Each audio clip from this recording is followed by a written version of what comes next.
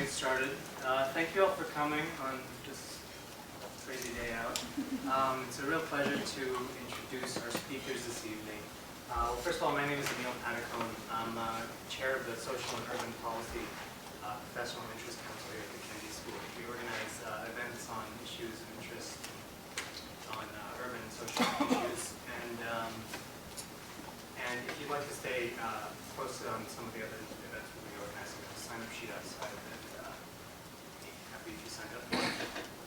So today's presentation is by Mr. Projjal Dutta, who is the inaugural Director of Sustainability Initiatives at New York State Metropolitan Transportation Authority. The MTA is a public benefit corporation that's responsible for the New York City Transit Authority, which includes the city's subways and buses, the Long Island Railroad, the Metro North, regional bus and Staten Island Railways, and the MTA bridges and tunnels. Mr. Dutta works closely with the MTA's Blue Ribbon Commission on Sustainability towards two main goals: reducing the environmental footprint of the MTA and verifiably measure the carbon benefits that accrue to the region thanks to the MTA's operations. Before joining the MTA, Mr. Dutta worked as a sustainable architecture consultant for a large number of projects and clients, including New York City Transit, Metropolitan Transit Authority, Capital Construction, the Battery Park City Authority, New Jersey Transit, as well as serving as an architect and sustainable strategies manager for a number of architectural firms. He's been a member of the visiting faculty at Columbia and has taught at New York University and has degrees from MIT and the School of Planning and Architecture in New Delhi. After Mr. Dutt's presentation, we'll have Andrew Brennan, who's the Director of Environmental Affairs for the Massachusetts Bay Transportation Authority, the MBTA, which is the transit provider for the whole eastern Massachusetts and carries about 1.1 million passengers per day. Mr. Brennan is responsible for all of the authority's environmental planning, permitting, and environmental compliance activities. He's oversaw the environmental review for all extensive commuter rail expansion programs, including the one from Boston to Worcester, as well as from the north and south side of Boston. Currently, Andrew's working on the New Starts programming for the MBTA's proposed extension of the Green Line. So without further ado, Mr. Projjal Dutta, followed by Andrew Brennan. Thank you.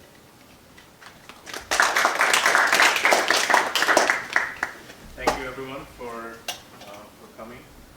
It's always nice to be back at Cambridge, even if it's the wrong end of NASAT. I basically want to start with a clip of a movie, which most of you may have seen already. It's Who Framed Roger Rabbit, and it has a very important role in my presentation later on. So that's where I'm going to start.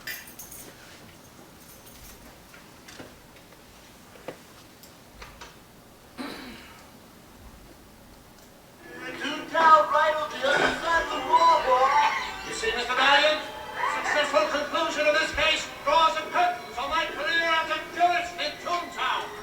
I'm retiring to take a new role in the private sector. There won't be trouble leaving this by any chance. You're looking at the sole stockholder. Hey, Eddie, you go to the cops. I'm going to save my wife. Now, wait a minute. Wouldn't you know? Anyway, you guys will watch a little more of it than I wanted you to. Can you guess what this is? Oh my God, it's dead! That's right, my dear. Enough to get Toontown off the face of the earth. Vehicle of my own design. 5,000 gallons of heated dip of that enormous velocity through a pressurized water cannon. Toontown will be erased in a matter of minutes.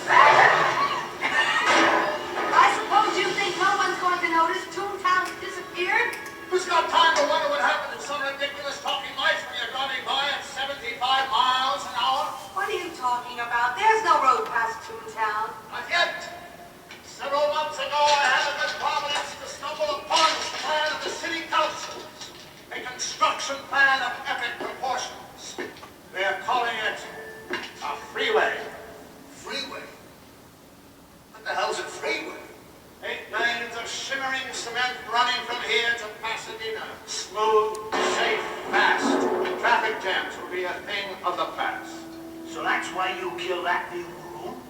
For this freeway? I don't get it. Of course not. You lack vision. I see a place where people get on and off the freeway. On and off and on, all day, all night.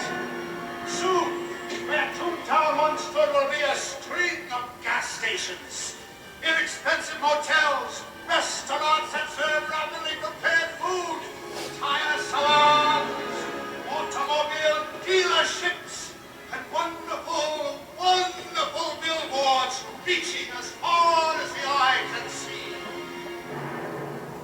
My God, it'll be beautiful. Come on. Nobody's gonna drive this lousy freeway when they can take the red car for a nickel. Oh, they'll drive. They'll have to. You see, I bought the red car so I could dismantle it. What the?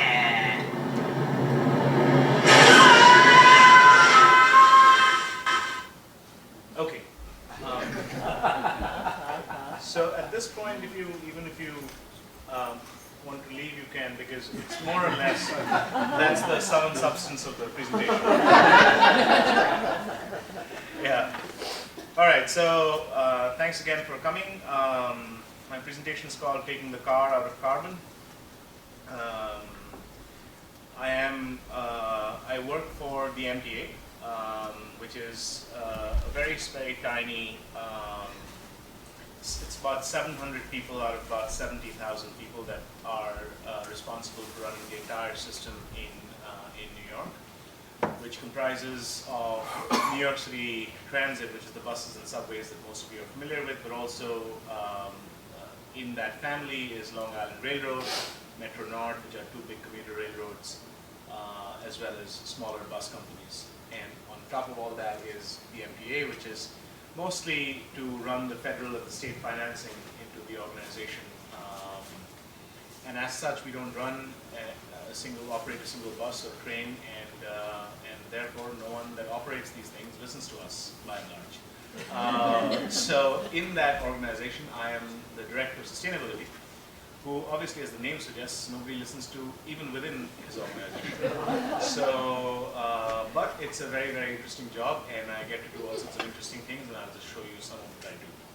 Now, this is a picture. This looks, love this because it looks like a Japanese or a Chinese miniature, but it basically is the Montauk station on the Long Island Railroad completely flooded. And if you look very carefully, you can even see some rails here. But this is the kind of thing that happens very often as our climate is changing. I want to start by, can everyone see the screen, or am I in the way for some people? I can easily move this. Was that? Yeah.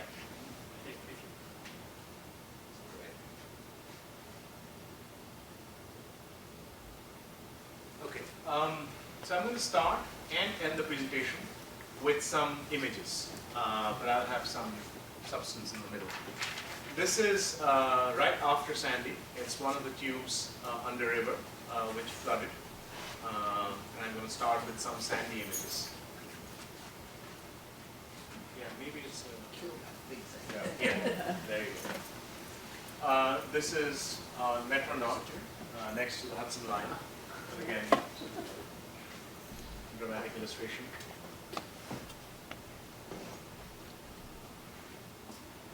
I think there's a certain poignant sadness about the fact that there's a solar panel that's sticking out even as the water is surging. This is not Sandy, this is before Sandy, but we have these as they do you through essentially a coincidence of history and geometry. We are the city's default stormwater system. We are not meant to be the stormwater system. There is an actual agency that is meant to convey stormwaters. When you swipe that card, when you stick that Charlie card, you don't think you're paying for stormwater maintenance, but transit companies end up having to deal with a lot of stormwater just because they happen to be large and low. But what I like about this picture is that guy in white, he is expecting his train to show up. I'm sure he's cursing the MTA for the fact that the train is not there and he's ready to take the train. But so we have a tough crowd. So, so climate change basically in sort of very crude terms is water from the top, water from the side, extreme heat, extreme cold. So the amplitudes are much higher now. And some of this, or all of this can happen at the same time. So water from the top and water from the side can coincide or not. For instance, Sandy was a very dry storm. There was not much precipitation, but it was a very big water from the side event, so it was a big surge. But all of these are essentially manifestations of climate change. You've seen renderings like this. You've seen this for Boston. You've seen this for all coastal cities, but they all vary in their particular. Some of them are 2 feet sea level rise plus so much surge, etc. This, I think, is actually 4 feet sea level rise and no surge whatsoever kind of rendering of Lower Manhattan and Brooklyn and parts of Jersey City and Jersey. So essentially, all of this boils down to there is a lot of water in the system, and we have to get it out very quickly. And in this kind of very funny picture is a conundrum, is essentially a fairly tragic irony, which is that public transit is by far, and I'll sort of go through some numbers in just a little while, by far the best carbon busting strategy that there is. It's the best strategy for limiting greenhouse gas emissions. There's nothing as effective. And yet it is the greatest victim of climate change. And very often, therefore, has to compromise its own core mandate of providing public transportation in order to be staving off climate change impacts. Now, you can respond to climate change in various different ways depending on what you think is the tenure of the change. If you think that it's something fairly temporary, it's a storm that's going to blow over and not come back for another 5 years, you might resort to something quite cheap and cheerful like this, which is plastic sheeting just stretched across and secured by plywood battens. Our grates, which are, so when a train moves, unlike roadway tunnels, the rail tunnels are pretty narrow in their cross-section. There's a very little area around the train. So the trains act as a piston. There's a plug of compressed air in front of them, and there's basically a vacuum. There's low pressure behind them. So you need a grate to release that air, the plug of air, and you need the grate to pull, to sort of neutralize the vacuum. And so these grates serve in these older systems, including Boston's, very integral, so they're integral to the system, and they also let a lot of water in. So depending on how you want to go, I'll sort of take you through one place where we actually dealt with a bunch of grates. Also, entrances are problematic in terms of letting in water. And so this is a raised little panel going down the stairway sides. And then this pad, which of course I'm sure that our riders think is a mean trick that MTA is playing to trip them, but is actually to sort of buy another 8 or 9 inches of time before the floodwaters can go in. But if you think that it's going to be much more permanent, then you might do something like this. So this is a grate that is also a piece of street furniture. It's raised at its lowest point by about a foot, so the water has to reach the curb, go up to here before it starts going in. And this is very sturdily constructed. It's stainless steel. It's by and large kind of very hardy. But there have been instances where delivery trucks have backed it and have thrown them. And if there's a single sort of hole somewhere in the whole thing, it does not look like a cheap solution, and I'll get to that in a minute as well. That's a very good observation. However, these things have another intrinsic problem, which is you're taking away sidewalk capacity. So although people don't like to walk on grates, but when it comes to a pinch, you can walk on a grate, on a flat grate. Or if you're Marilyn Monroe, you can do other things. But this is not sort of usable in that way. So in parts of the city where the sidewalk traffic is quite quite substantial, and you cannot take away sidewalk, it's a mechanical closing device where the water actually activates it, and the weight of the water shuts it. very interesting in and of itself. However, it's very expensive. It's a mechanical device, so it needs maintenance, and it's a mechanical device, so it can fail. So in one particular alignment called Hillside Avenue, and those of you that have taken a train into the city from JFK have probably ridden some sections of this, we took care of 1,600 openings, 1,600 openings, of which about half were paved over permanently, not through caustic sheeting, but just concreted over. And about half had these things put on them with small entrance and mechanical closing devices. And the total cost of this, well, does anyone want to guess how much that cost? 1,600 openings, New York City. Yes. Yeah, so you said it couldn't be cheap, and you were, that's the right direction. Okay. 500, okay, so let me just give you this. 34 million bucks. Now, do account for the fact that, and I actually don't have it in this particular presentation, I often use it, there's a nice little McDonald's Chicken McNuggets coupon that I have scanned, which says 99 cents for some, like 6-pack, and then below that it says $1.99 in New York City. So things are more expensive. That's number one. This is also a system that is 24/7, 365. So the trains are running constantly. So even when you're doing things like this, you have to be allowing the trains to run, which makes it very expensive. So anyway, it costs within our procurement system, within the bounds of purchasing power in the city, this stuff costs 34 million bucks. For the same procurement system, for the same period of time, which is now, 34 million bucks can buy us 20 subway cars. It can buy us 60 buses. So the point I'm making is, if we have $34 million, we should really be buying buses and subway cars. That's our core mandate. We can run extra trains at peak hour, we can do what we are supposed to do.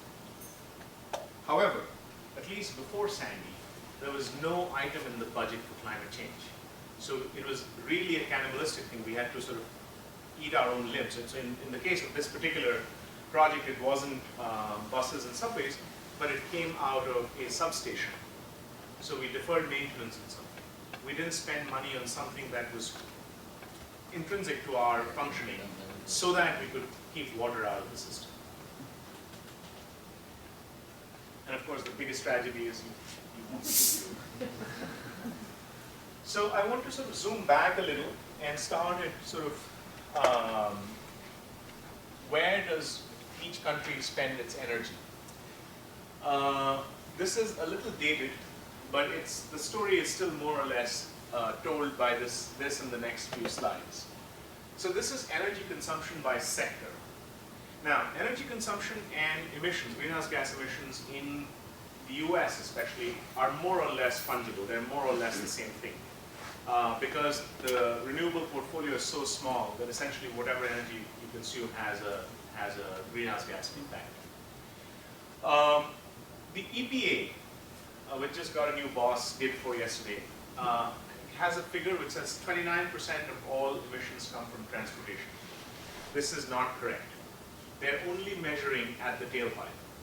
Hydrocarbons have a very big prequel. They have a foreshadow. So even before the gas is filled in the car's tank, it has already emitted. Because essentially that's the refining process. You burn a bunch of gas to boil the rest of it, to be light and what they call sweet enough to be filled into tanks. And in doing so, you've already emitted greenhouse gases.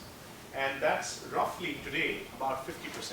It varies. In places like Saudi Arabia, you burn basically 20 cents worth to extract 80 cents.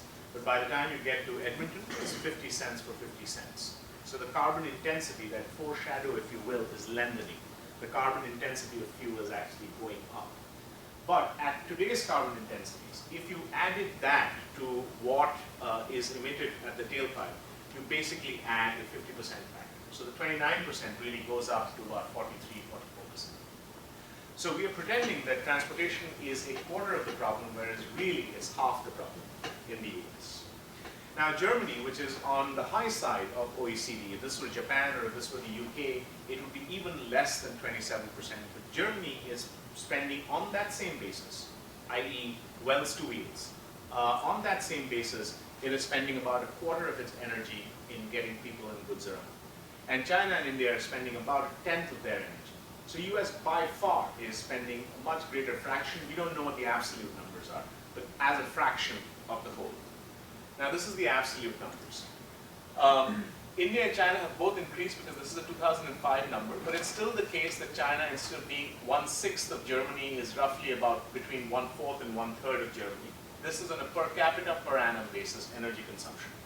So it's roughly still the case that India is about half of China, China is about a quarter of Germany. But this relationship is constant. Germany is indeed about a half of the US. And why I pick these countries is you may make the argument that development causes more energy to be used per person. This is absolutely true. But on all human development indices, such as life expectancy, infant mortality, primary education, etc., Germany is actually higher than the US. So Germans live longer, fewer of them die in childbirth, etc. And yet they're doing it with half the energy that the US is doing. So which of course you will say, oh, Germany is a small European country, it's quite dense, it's, the US is very vast and small. No. What the potato farmer is doing between his farm and the town in Idaho does not move the needle. US is not spending its energy because of that farm. The energy is being spent at 8:30 in the morning outside Metropolitan Atlanta, which turns into a sprawl, a sea of automobiles. In LA, in Phoenix, in Vegas, that's where this war is being won or lost. So you can pivot. The good news is, if a dozen communities can pivot to forget New York, to say a Boston-like transportation and land use behavior, a huge dent will be made in global warming and greenhouse gas emissions. Now remember, the national number for emissions per capita was 340, and the unit being millions of BTU, British thermal units. It's a unit of energy. The British don't use it anymore. So we continue. However, you can think of it as bags of chips. It doesn't matter. It's a relative scale. Now, for a national average of 340, I'll look at the 3 most populous states. I've actually looked Massachusetts up also. I'll get to that in a second. But New York is 209 million BTUs per capita per annum, which is not very different from Germany, was about 180. So kind of close to a West European number. California is a surprisingly low 233 million BTUs per capita per annum. But remember, the national average was 340. So somebody has to do the hard work. Texas is 500 million BTUs per capita per annum. Yes, sir. And that's total energy consumption, not just transportation. It is total energy consumption divided by the population. Okay. Massachusetts, I looked it up, is I think about 219. So it's right between New York and California. Again, not unexpected. And that, I'll tell you, the reason for that is because most of Massachusetts lives in and around Boston. It's all about density. It's all about land use transportation. And the 5 boroughs of New York City the number is about half that of Germany. Now, of course, you could rightly say that you shouldn't be comparing New York to Germany. You should really be comparing New York to Berlin. I don't know what the number for Berlin is, but the fact is that this is that is a very low number. And if you can have 10 million people live like this, and instead of 10, if this can extend to 100 million people living like this, then you start making a huge difference because these are per capita numbers.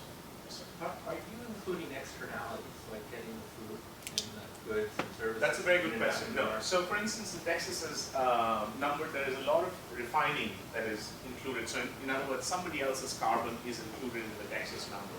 Right. But still, the comparisons are so dramatic and so sort of high that even if you were to adjust for that, and I haven't seen that done for states, but I have seen that done, for instance, for China's production of our goods. I've seen that, what you're saying, done for that. Right. But in this case, I think it would make differences perhaps less than single-digit percentage points. It's not going to make like an amazing amount of difference. The fact that New York has such low emissions per capita is not because they're having all their oil being refined by Texas. It's because they're not driving. They're just not using their oil. I mean, the fact that Texas is refining all the oil for them makes somewhat of a difference, but not the main difference is explained by the fact that you're just not driving it. If you bear with me, my slides will. Yeah. So I want to now take, that was kind of the top-down view. I want to take a bottom-up view of the same, essentially the same data. And this is, I'm comparing 1 square foot of commercial, therefore office space in 2 situations. This is a hypothetical building in Midtown Manhattan, and this is an office park in Albany. It's only because I'm here from New York. This could be in Palo Alto. This could be on Route 128. It doesn't matter. It's basically a building to which everyone drives, and this is basically a building to which everyone either walks or takes transit or rides a bike. That's inherently the difference. The air conditioner is the same. The carpet's the same. Everything else is the same. So a mechanical engineering, so these are the 2 buildings basically. A mechanical engineering colleague of mine called Dan Knoll and I think this software is now defunct, but it used to be a DOE freeware called eQuest. We ran the simulation of the 2 buildings. So this is of course the high-rise building and this is the low-rise building. And did a per square foot energy simulation. And turns out that they come out to look very, very similar. This is HVAC, air conditioning mostly. This is, and oh, by the way, we took the same number of degree days. So also, although the office park is in Albany and the high-rise building was in Manhattan, we kind of figured out some hypothetical midpoint in terms of degree days. In terms of heating, cooling loads, they were identical also. This is vertical circulation, the blue, and that's a little bit more in the low-rise suburban because it's just many buildings, so it's multiple cores and therefore more elevators, more escalators, etc. This is on a per square foot basis. Okay? Now, when you superimpose the transportation energy on that same normalized per square foot basis, this is what the thing looks like. And this is incredibly unfair to the public transportation one because it assumes an identical round trip, which is 30 miles. And you never have same round trips. Round trips are, trip lengths are much shorter in denser areas. It assumes a diesel bus doing 4 miles per gallon with 20 people on board. If this was, say, the red line in the morning, that red would be here. So most of you know this green building movement and LEED and so on, and I'm a LEED professional myself. But all of that is focused here. It turns out the action is here. Unbeknownst to Dan and myself, there were others that were doing the same analysis normalized to per person rather than per square foot, but had an amazingly identical graph. So in their case, this is embodied energy. This is the running energy of the building over time, and this is transportation. But it's more or less the same. It's all in land use and transportation. Okay, so I want to also now say that in some sense go from like doing good for the world to sort of doing good for yourself. I mean, we should not be looking at land use and transportation only from the environment, from the planet, from the future generations point of view, but from our own health perspective. So, Who Framed Roger Rabbit is set in 1948. The movie is actually made in the mid-80s, and this is where we are. This is VMT, everyone knows what VMT is, right? This is VMT, and this is VMT per capita of that same period. And VMT per capita is starting to flatten out, only because one person cannot drive 2 cars at the same time. Although Google is trying to change that. In that same period, this is the obesity graph. So while causality is hard to prove, I mean the correlation is quite dramatic. Now this is New York in 1990. These are states with between 0 and 10%. This is a CDC graph. This is 10 to 15%. This is 1999. This is now. And well, it's 2008. It's gotten even redder since then. So the question therefore is, do cars make us fat? Now, I think that this is not the right question, because I think the right question is, does driving make us fat? Because Western Europeans, and there's a good Carnegie report on this, actually own more cars per capita than the Americans do. Japanese are a very car-loving culture. They own a lot of cars. It's just that these people don't drive them. And this is important because as India and China sort of are making it on the world stage, owning a car is an aspirational thing. You want to be able to own a car. But as long as you are agreed that the best use of a car is to wash it on a Sunday afternoon, it's perfect. Everybody is in agreement. As long as you can go to work, leaving that car parked in front of your house, because you can get no better mileage than from a car that is parked. And if you have the system that does the public transportation, that you don't have to use that car, that's kind of the system where you should be headed. Okay, now for this sort of consultant-driven carbon abatement cost curve, the Guatemalan forest is $4 a ton, something else is $100 a ton, public transportation is $1,500 a ton. That's sort of, the McKinsey view of the world. So the way I think of it is, what I'm arguing for is to take the car out of carbon. What that sort of general family of arguments is to take the carbon out of the car, so decarbonate the fuel, generate, etc. And I think it is all complete hogwash. And here is something that may give credence to that quick summary that I just did. So this is a county by county look at the US. This was not this time around, but the last time gas hit $4 a gallon. And essentially it looks at what fraction of the household income, this is a New York Times thing, what fraction of the household income is spent on gas at the pump. And basically this yellow ochre is high and gray is low. So clearly there's a numerator and a denominator. There is how much you're spending on gas and what's your family income. Now if you looked at this map just like that, of course you could see voting patterns, you can see many, many things into this map. But you can, for the purposes of our analysis, you may say that the people on the coasts make more money because the denominator, it could be a denominator-led argument, and you would be right. You may say that gas in the middle of the country costs more. It could be a numerator-led argument. If you had that second position, you'd be wrong. So this is the price of gas, blue being low and yellow being high. So it is precisely where gas is the cheapest that people are spending the largest fraction of their incomes on gas. Now, doubling the efficiency of an engine or halving the price of gas on a per mile cost basis has an identical impact. It halves the cost per mile, whether you double the engine's efficiency or whether you half the price of it.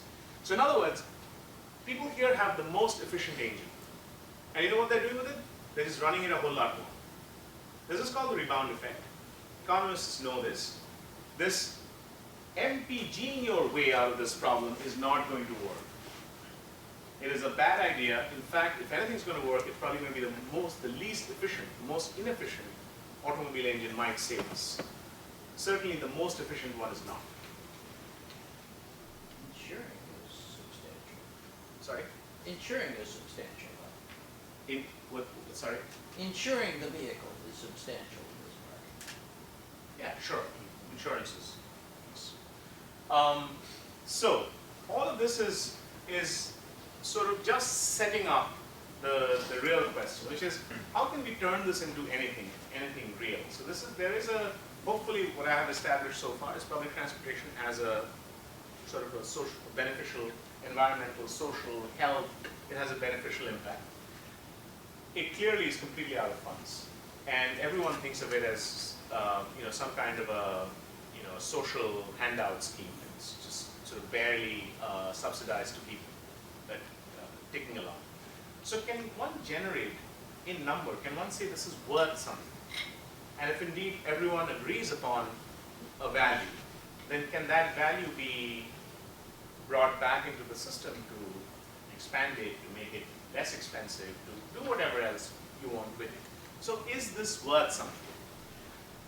So without going too much into detail, and you can see some of this on the website, and I'll give you links, or I'm happy to talk about it in the Q&A.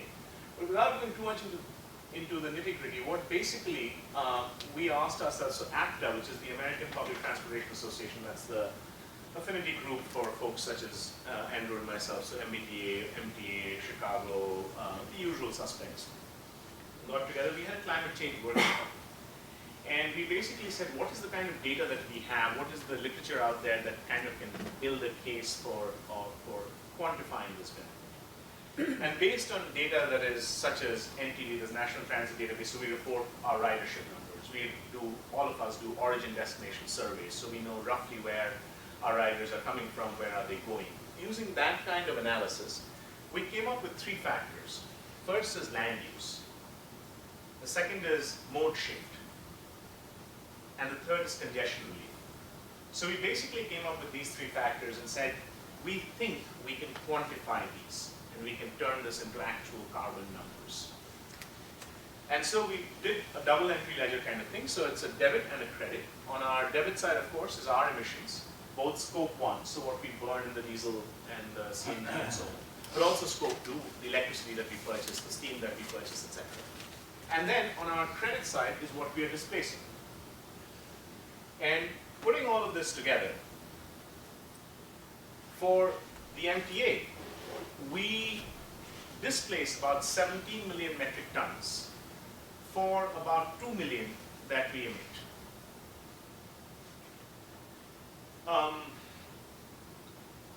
Maybe in the Q&A I can go into that a little bit, but just sort of indulge me. That's how it is. This is our our 2.1, where it comes from. So most of it actually comes from traction, from moving people. And it's about 80% of it comes from moving people, and about 20% of it comes from sort of back-end activities. So if you think of it, I've heard the term teeth to tail ratio. So we actually have a pretty good teeth to tail ratio. So most of our energy is being expended in actually doing what we're supposed to do. Now, for a 17 million metric ton offset, the only time there has ever been a actual bill at the federal level in the US was the Waxman-Markey bill, which basically projected a $30 per ton steady state cost of carbon. Again, perhaps it wouldn't be that. But if you assume that, then for a 17 million metric ton, we are generating a good which is worth about $500 million a year, which is currently not even being recognized as a service, which is completely uncompensated. Now, if this or any of this were actually recognized as an output, as a measurable, verifiable, and therefore tradable output of a transit company, imagine you can bond against a $500 million annual flow and basically build new lines.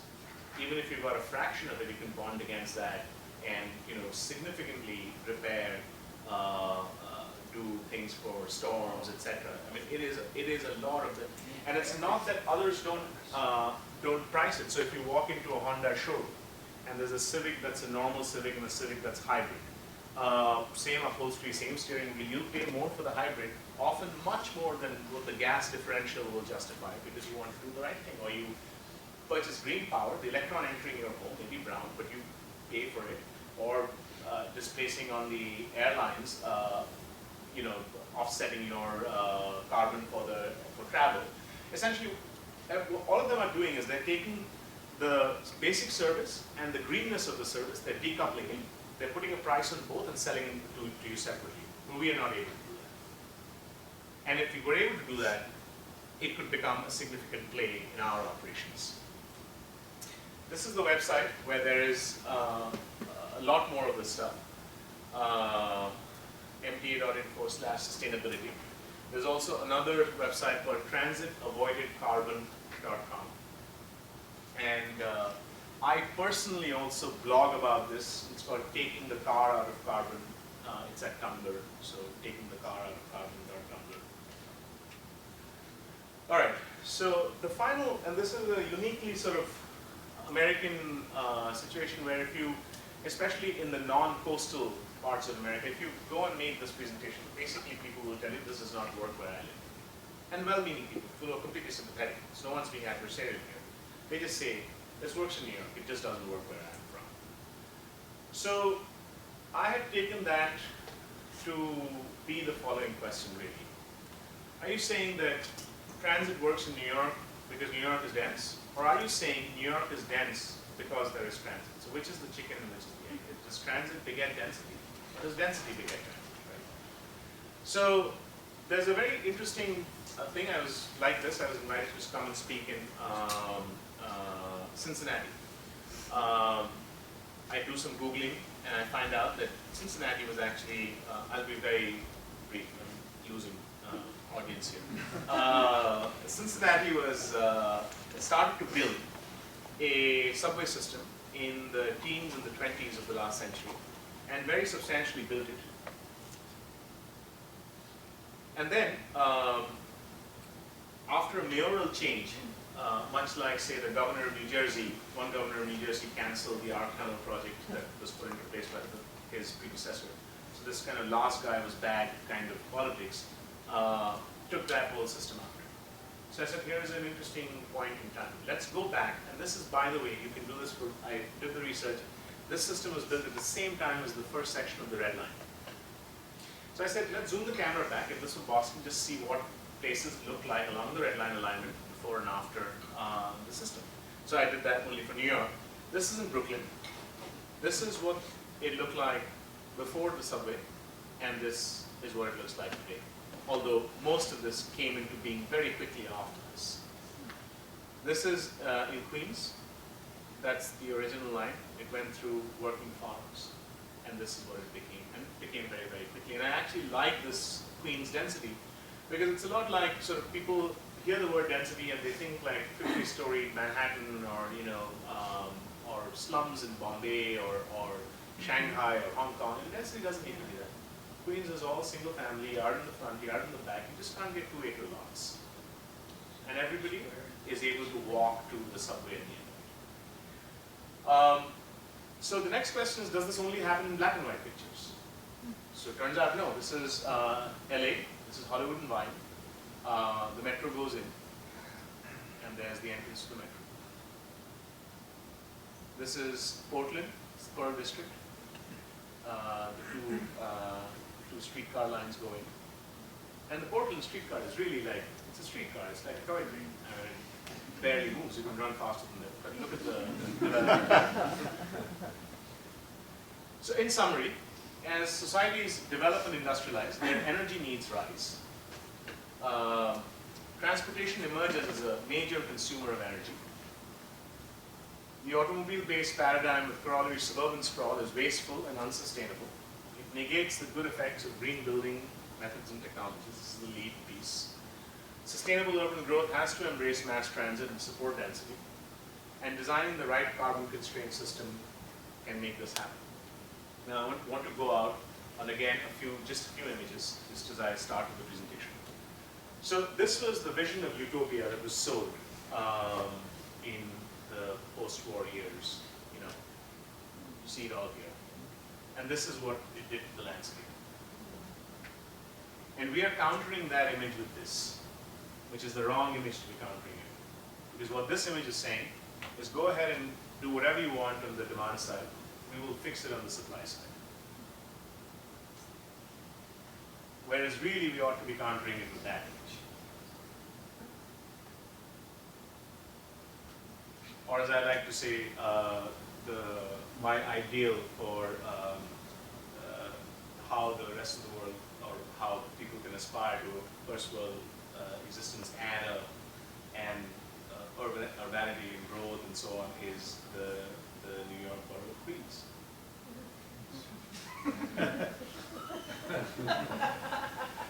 But no, this is Queens, this is Jackson Heights. This is also Queens.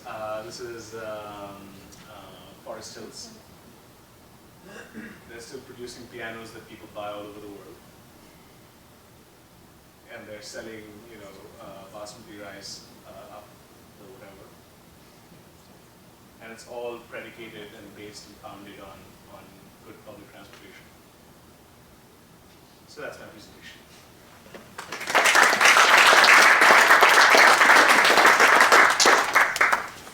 Invite Andy Brennan to respond to 10 minutes and then. Sure. Thank you for all that. I've been working with Projjal for quite a while through. We talked about APTA and the role that APTA plays. And the APTA Sustainability Group has, I think, come a long way in a relatively short period of time, a lot of which was because of the work and the leadership that Projjal and some others at New York MTA have done. So we appreciate that. I've been really inspired by the work you've done, and we're trying to use this as a framing point for us now. And we're not in the same place that you are. Not unlike American League Baseball, Boston's just always shifting a little bit behind New York, and actually National League Baseball too. So we've been working on the same types of things that Projjal's been talking about here, and pivoting off of his work, trying to develop this idea of this concept of how do you calculate really what the carbon benefit or what the carbon impact, let's call it, of the train system is. You didn't go much into this idea of, you talked a little bit about the idea of trading it, selling it, which is, I'm really with you up until we get to that point of the idea of taking that to the market and trying to sell it. For me, I think what's most important for the MBTA is to calculate that value of that carbon, both through all three, through the mode shift, through the congestion piece, and then through the land use piece, which I think is the most important part of the land use. And you didn't talk much about it, but for us, the land use piece is just this idea that if I live here in Harvard Square and I rely on transit to take me to work, if I work downtown or something, that trip is avoided. But because I live in this dense area where transit begets density or density begets transit, whatever it is, not only do I not take my car to work, but I walk to a grocery store, I walk to a drive-thru. There are these trips not taken, and how do you calculate that? And because that's one of the benefits of it. So trying to calculate that piece of it. I think for us, the most important thing is, I view it as, for lack of a better phrase, it's a sales pitch for us. It's a way to say there is an intrinsic value to the transit system, and the public knows about the transit system, complains about the transit system, and doesn't always want to pay for the transit system, but there is a value that they're getting every day. And so the question is, what if that transit system wasn't here? What would that impact be?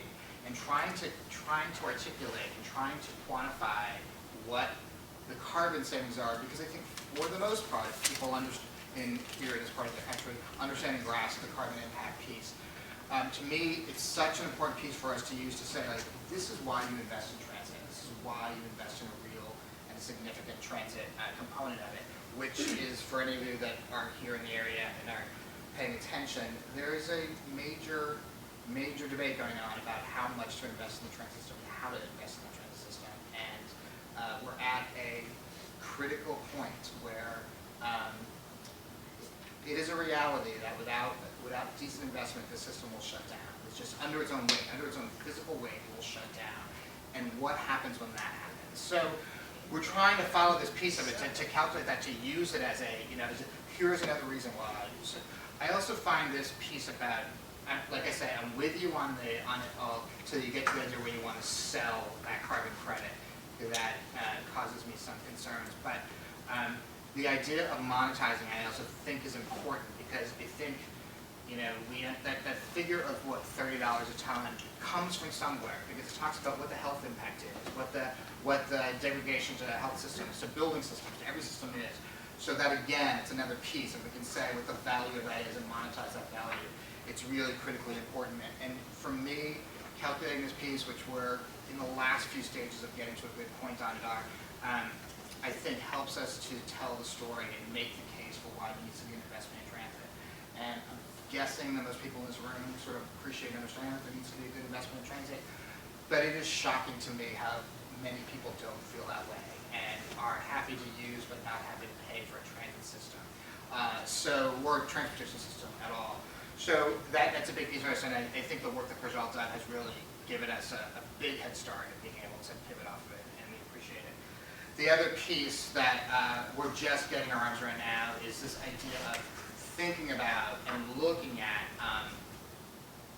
climate change adaptation and vulnerability, and really what does the system have to do. I didn't bring, and I really regret that I didn't bring, those graphics that I sent you the other week from TVHA.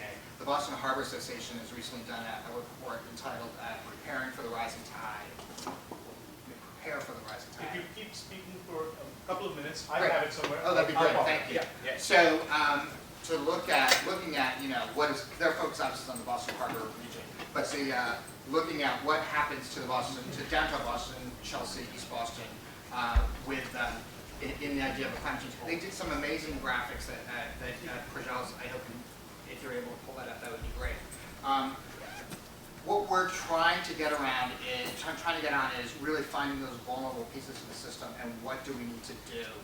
I think if you ask most people within MBTA, within the engineering and maintenance department, and within operations, we said, what are you doing to prepare for climate change? They would say nothing. Go talk to Brennan, he's the environmental guy, and so he does climate change stuff.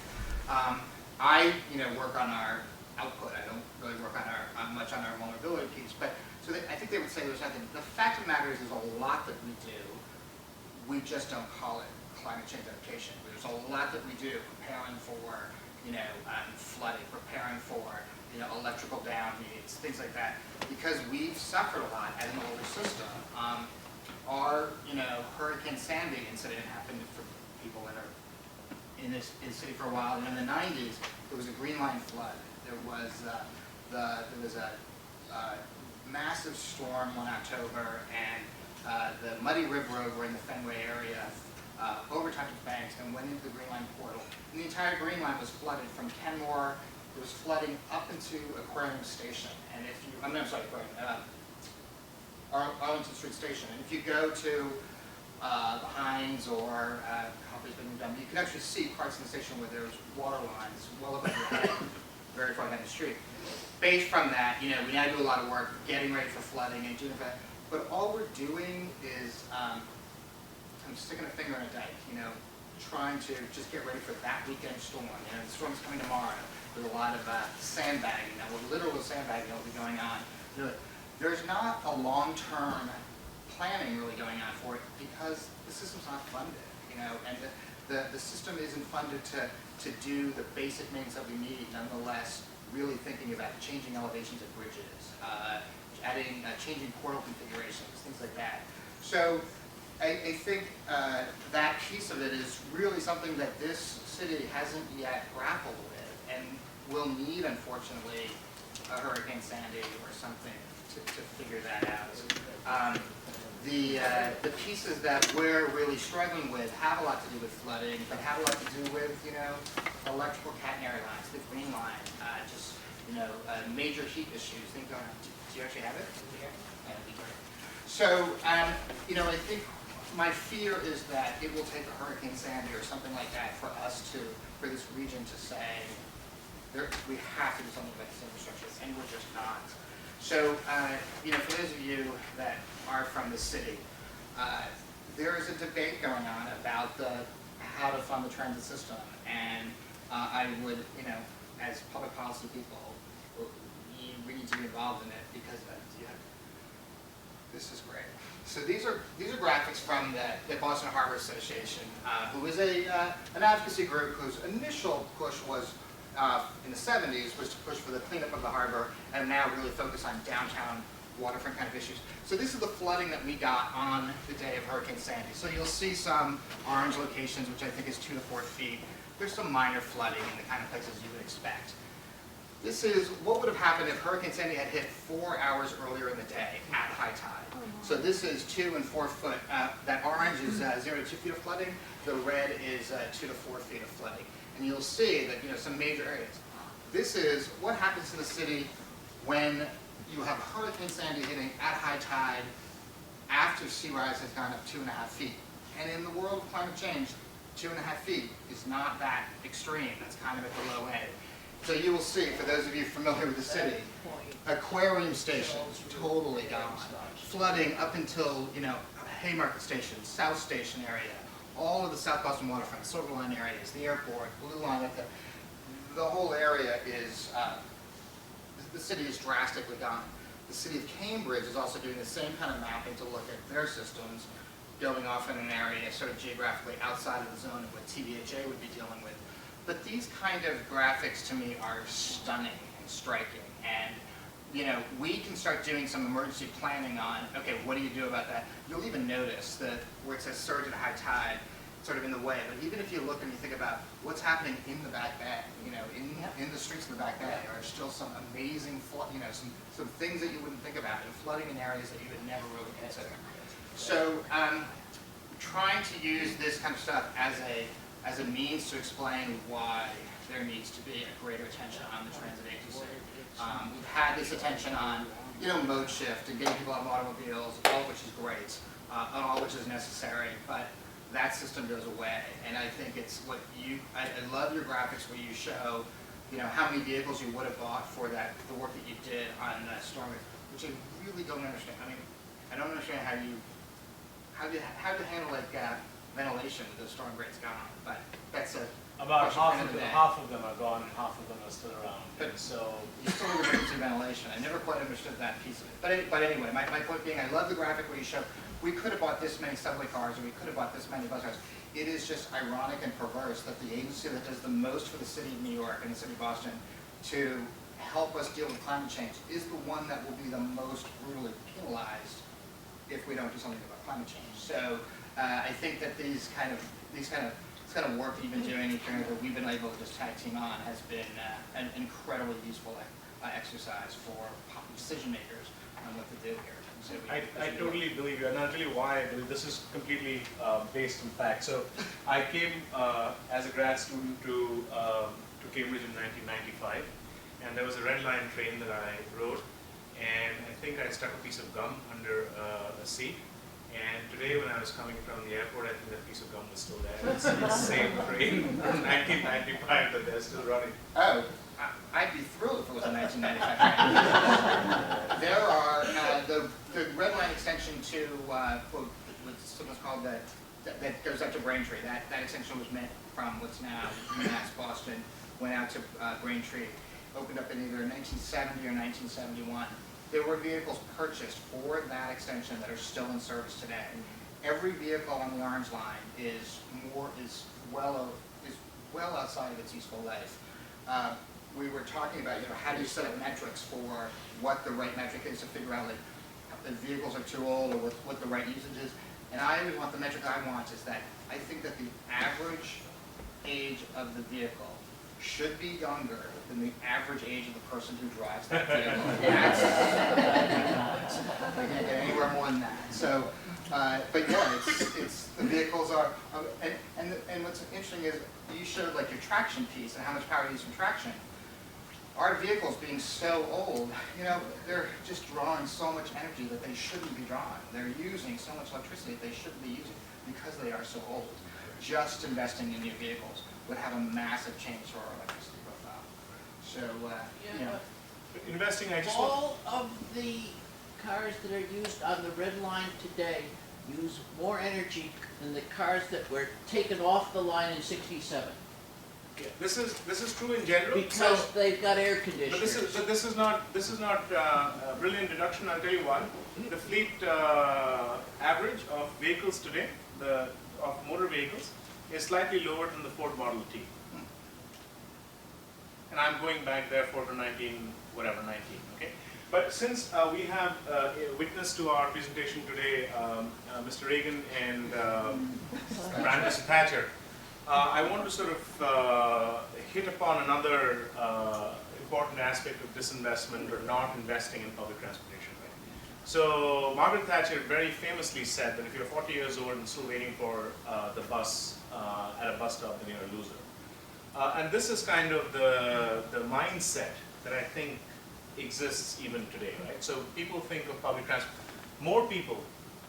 More billionaires walk through Grand Central every day than any other building in the US, not because they can't afford to take a helicopter home, but because it's just convenient, because it takes a little time, they can get on the train, work on the computer, and go. This works for everyone. Good systems work for everyone, not for the rich or the poor. But I'll tell you, what I think is the most tragic but very illustrative of the attitude towards public transportation. MARTA, you've heard of MARTA, right? This is the Atlanta system. And this is a terrible thing I'm going to say, but I think it illustrates an important point, and therefore I'm taking the liberty of saying it. The local joke is MARTA stands for Moves African Americans Rapidly Through Atlanta.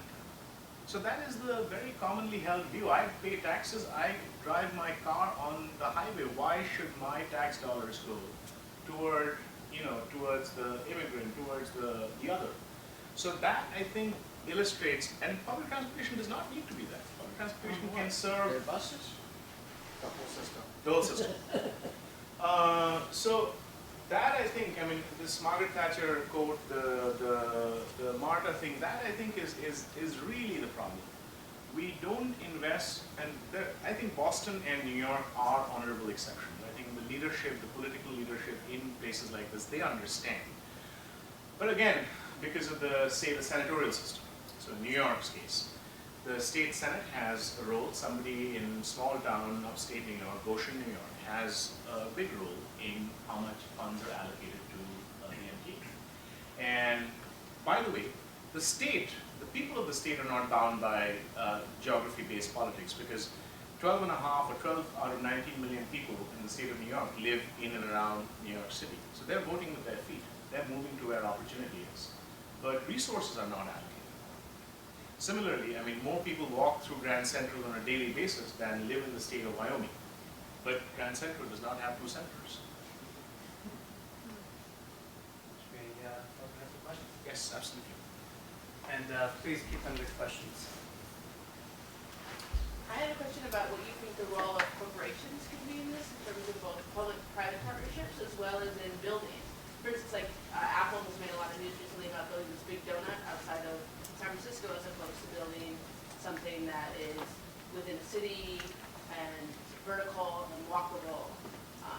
And a lot of businesses, even in New York, especially, for instance, after 9/11, moved out of kind of the urban density into New Jersey and other places where theoretically you would have to drive. And so is there a space for that kind of thing? Because, for instance, in Boston, New Balance has submitted a proposal to build a commuter line extension to the commuter station. a station that goes to their office, because right now the office is only really accessible. Maybe there's a bus. I know there's cars.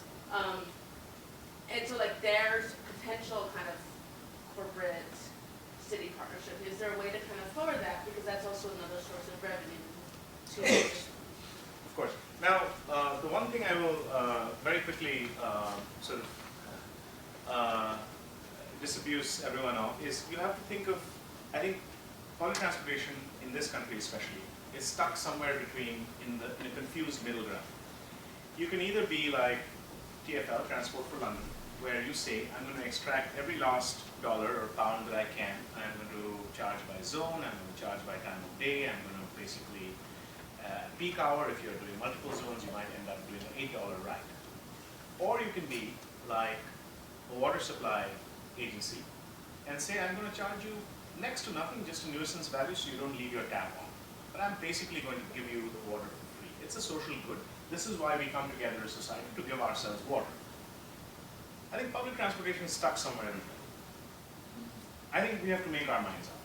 We can be at that London extreme, or we can be at the DEP, the water supply. And I think we should be at the water supply end of the spectrum, if not absolutely at it. But we are not. Why I say this is increased ridership typically does not, it benefits our revenue sort of in top line numbers, but typically every ride we lose money. So just by increasing the number of rides, so that's the first context I want to frame your question in. It's just because more riders will get on, I don't know the T so well, but I'm willing to bet that an additional 100,000 riders is only going to make, but so be it. I'm actually all for it. That's good news. As far as I'm concerned, that's fantastic. Having said that, I think the tech industry, which of late has made a lot of money in, say, the last 20 years in the US, is uniquely a product of a suburbia. I mean, all these guys built their first things in garages and things like that. So, for instance, Google, between San Francisco and Mountain View or wherever else that their big campus is, they have extremely elaborate you know, they have apps and super apps, and you can, but they're not investing that money in Caltrain. Invest in the, there is a damn spine, there's actually a train that runs from A to B. But they're doing all sorts of hieroglyphics and not investing any money in what should really be the core investment, right? So I think the tech industry is not done. However, I think there are vectors that are in our favor. I think it's very cool to live in cities. Cities are resurgent. It's not true anymore, but I think for about all the way like 5 years back to say 15 years back, the state of Pennsylvania had a net regressive growth rate, including inbound immigration, including natural births and deaths, everything. It was basically losing more people every year than it was adding, with the exception of downtown Philadelphia, Pittsburgh, Harrisburg. These places were growing. So cities in general, I think, are back. And that's good news, and that's a vector in our favor. I think another vector in our favor is the aging. So for instance, on that red line, when they first built the red line in LA, they said it's a subway from nowhere to nowhere. But you give it 15 years, somewhere gets up and moves to nowhere. And now there are retirement communities, there are people that basically don't want to drive, don't see a future, an infinite future of just driving, and want to stay where they can walk, where they can take something. So I think there are larger vectors moving in our direction. I unfortunately don't think corporate activity is one of them. By and large, it has not been. The office park is very much a product of this insular, fly my corporate flag, this is my nation, surrounded by a moat of cars. I think that's the kind of... I'll tell you, my new dream that I've gotten fixated with, which I stole from Projjal, so he's in the room, I have to credit him with this, is this idea that you've got, in the city of Boston, take somebody like Fidelity, white-collar organization, white-collar location. You don't think of them as having maybe a heavy industrial or carbon output, but Citibank in New York or something like that, where they look to say, but they want to offset all their carbon emissions because their employees travel by airplanes and do all these different things. So they calculate their environmental impact, and then they want to, through the voluntary market, offset that with some sort of carbon emission offset, and they want to buy, therefore, a forest land in Malaysia. No. Take that money and just Fidelity. Invest. I'm not even suggesting it, Tom. I mean, we're never going to get major money to bond and build something major. What we would get is, how about just investing in the transit age that's here so that it continues to run, so your employees can continue to use it, so that it's efficient. Like, use your carbon offset there in a voluntary market. I love that idea. I don't know how you quite get there in terms of how you. We have to quantify it for them. We have to tell them. We have to tell them what it is. This is what we and then give them something for it. But you're right. We're not going to use this money to bond for major systems. It's not going to get us that there. But it would get us, subsidizing the operating system so that more vehicles can be out in the street when we need more vehicles later in the day, middle of the day, when in those places we just can't afford to do it.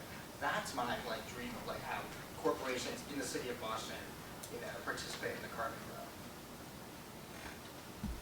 You showed in your presentation a number of instances of development following transit, mostly in New York, but also one example of Los Angeles. Here in the Commonwealth, we have issues with land use regulations not facilitating the kind of growth you were showing in those images. And I wonder if you can share any examples from the MTA or New York State as to how you are working to change land use regulations around your infrastructure in order to facilitate the transit use and growth. So I think the general news is bad. It's not just bad in the Commonwealth of Massachusetts, but it's bad in general. So I think what we have done, so places like Boston more so perhaps than New York, is we have a nice tight core of dense urban development, and mainly handed through us in legacy, it's historic. And then we proceeded to build rings of LAs around ourselves. So, Long Island or Westchester or New Jersey, or here as you go outside, as you start taking the turnpike. west, it's basically completely breaks down, this fabric breaks down. In the last few years, I think the tide has been turning, but the tide has been turning in very timid ways. And by that I mean maybe a small transit-oriented development thing next to one station, but not in big ways. And what I think needs to happen now is we have some good bones, because Northeast is good, so railroad bones. We need to figure out, so for instance in the New York region I'm more familiar with this, but I'm sure this could be a fungible thing for Boston as well. I think the big opportunities of growth are identify heavy rail has capacity. So Long Island Railroad, Metro North, and in your case the commuter, the T commuter T has growth. It can increase frequency, it can increase train service, it can carry more people if you need to. You have the right of way, you have the tracks. One of the things to do would be to what is called increasing the ridership. So for instance, in Westchester or in Long Island, you hear of these stories of people parking their cars on the embankment, people parking their cars on other people's driveways. I've even heard of people getting married to each other to inherit the parking pass that you have in a commuter railroad, because it's a very critical piece of infrastructure. If we started running lighter modes, such as BRT, maybe even streetcars, nowadays you get very good battery things. You don't need to have overhead. You can just charge at one station, run for about 3 miles, charge at the next station, come back. So from, say, a heavy rail node, if you ran a much lighter mode in 2 directions, such that many more people can now walk to one, you coordinate the timings, one pulls up, 3.5 minutes later the heavy rail train comes, on the same fare media, you can basically swipe once and go all the way down to wherever you're going, downtown Boston, downtown Crossing, and you can do it all like seamlessly from one to the other. That sort of those things, I think, working at the junctions, working at the nodes, that's kind of, I think, the next big play.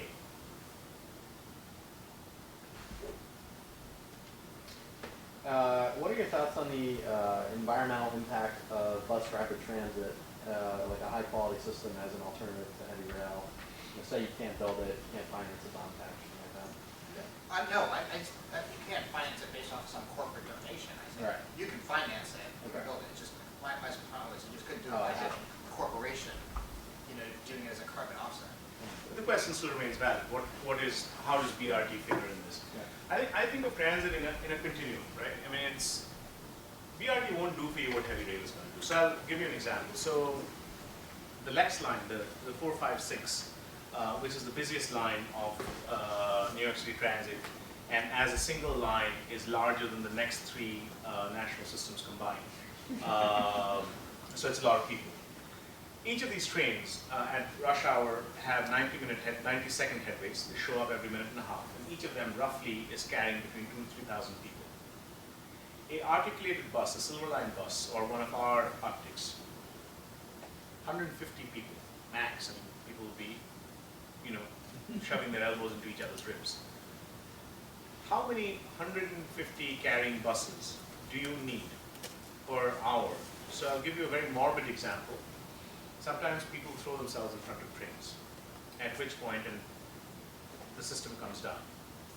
So in New York, for instance, you'll suddenly have, say, at 96th Street, trains will stop. And they don't tell you why, but this is usually the reason. And then they bring relief buses. And 1 train load's worth of people come. The buses are completely overwhelmed. Within minutes, another train comes, and very soon. So essentially, the point I'm making is that the throughputs are not comparable.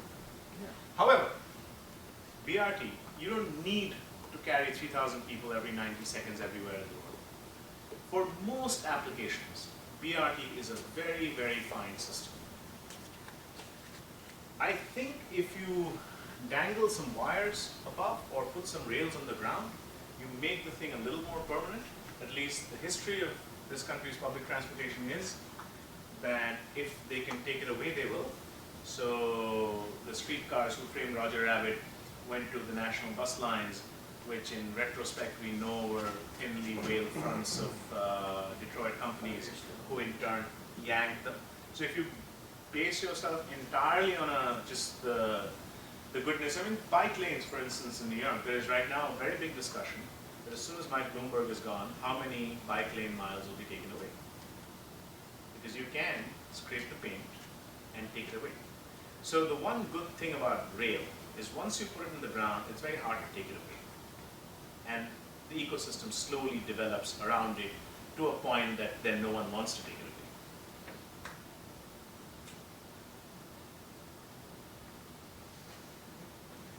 Well, if there are no more questions, to take a moment, thank everyone for coming.